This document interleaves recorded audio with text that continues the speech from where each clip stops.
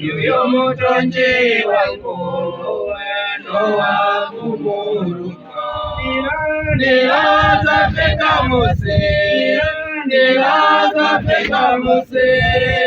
Ea Emmanueli Nilaza peka muse Ea Emmanueli Nilaza peka muse Nofela mole Yesu Nusukurwa nayo Naumizana mukunya Nomune bebeso Mtemiwe watemi Yantajilizane Nikale nayo muse Nikale nayo muse Ea Emmanueli Nikale nayo muse Ea Emmanueli Nikale nayo muse.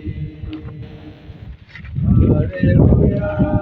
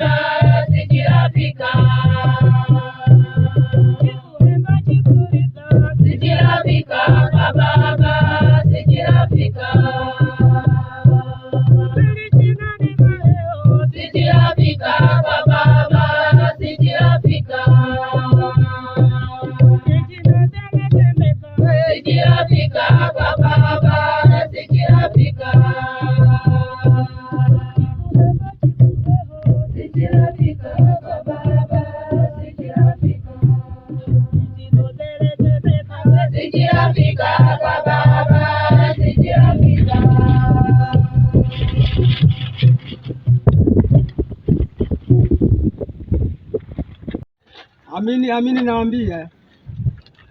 Injili ya Yohana sura ya 3 mstari wa 16. Maneno haya aliyasema Yesu Kristo, naomba uyasikilize tena.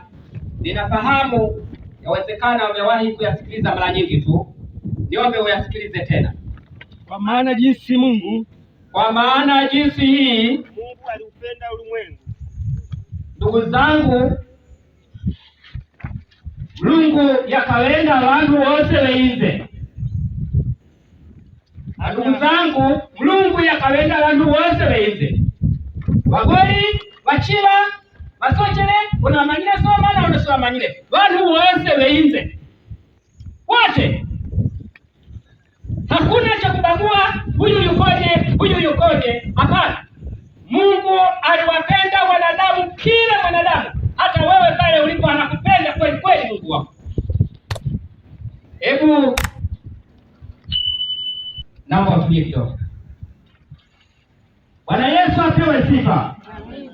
Kule vijana bado hawasikii. Naomba msikie huko vijana. Naomba mtulie huko vijana, msikilize. Mungu aliupenda ulimwengu wote, akamtoa Yesu Kristo kwa ajili yako wewe mwenyewe.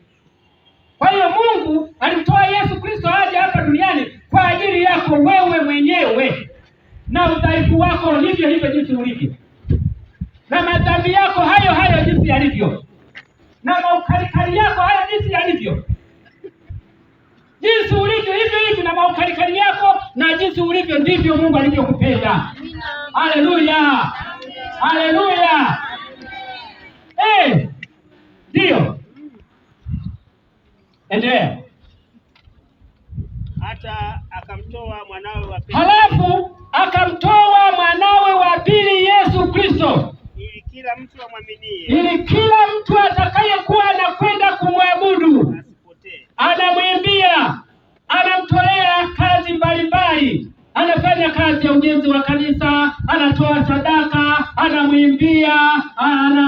kumwabudu mtu wa namna hiyo, atakayefanya hivyo hatapotea.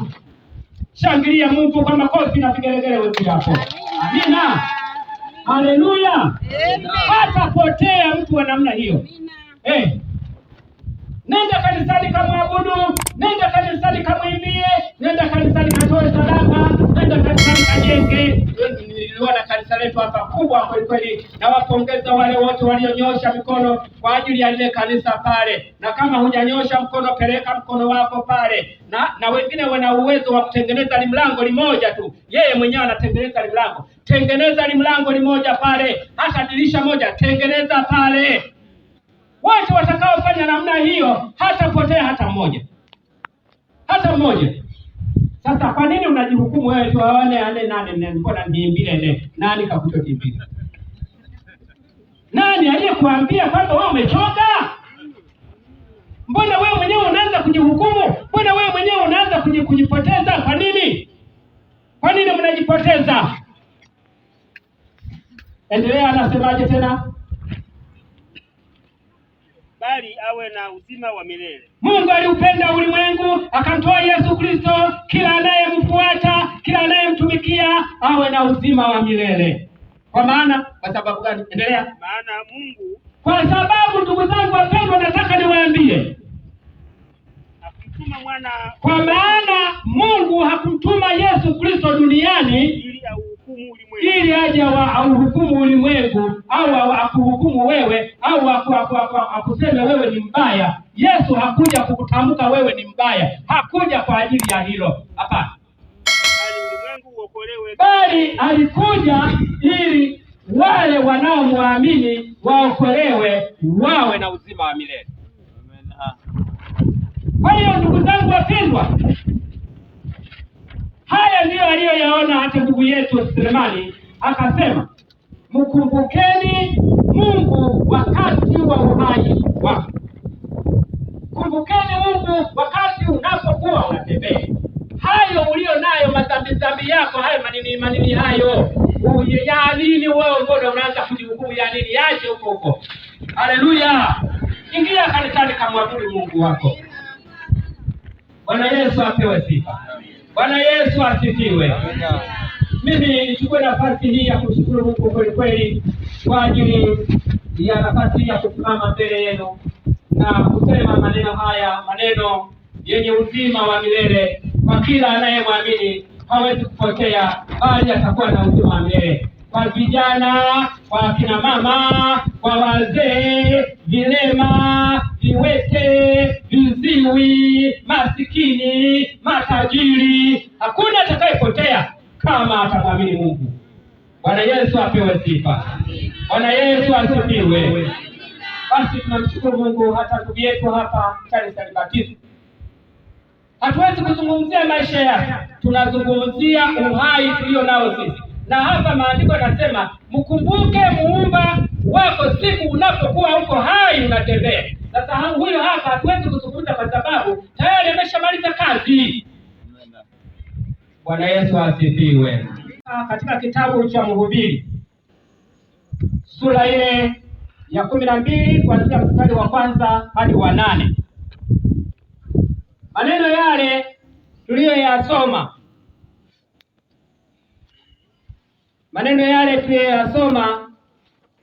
kitabu cha Mhubiri. Nianze na Mhubiri mwenyewe. Mhubiri mwenyewe ni mtu ambaye alikuwa mtu mkubwa, kwa lugha nyingine mtu maarufu. Kwanza alikuwa mtawala, alikuwa ametawala katika taifa la wana wa Israeli.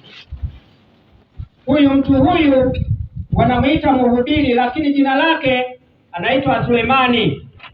Sulemani alitawala miaka 40 katika taifa la wana wa Israeli.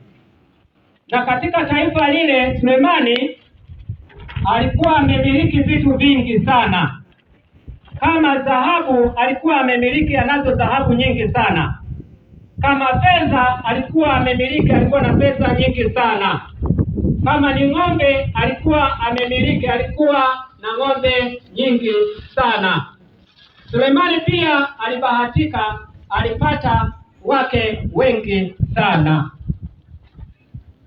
Kwa hiyo huyu Selemani kwa siku moja mboga yake kwa familia yake zilikuwa zinaanguka ng'ombe 7 kwa siku moja, ni mboga tu. Kwa hiyo alikuwa na familia kubwa sana. Kwa hiyo Mungu alimjalia, alikuwa na uwezo mkubwa wa kila kitu ambacho hata hapa katika kijiji chetu cha Mloda hakuna, hata kama kuna tajiri, hakuna ambaye amesogea hata robo yake hajaifikia. Kwa hiyo huyu alikuwa ni mtu maarufu sana, alikuwa ni mtu mwenye uwezo mkubwa sana. Kwa hiyo lakini baada ya kumiliki katika taifa la wana wa Israeli miaka hii yote 40, sasa mwisho wa maisha yake alipokuwa anaelekea kuishia, amejiona ya kwamba maisha yake sasa yamefikia mwisho, yuko karibu kufa, alitoa mausia au kwa lugha nyingine maagizo kwa wana wa Israeli wote. Kwa hiyo hapa tunapogusia maneno haya ni mausia au ni maagizo, anaagiza familia yote ya wana wa Israeli. Sasa kama ni mausia, kama ni maagizo, basi hata sisi wote yanatuhusu. Haleluya, haleluya!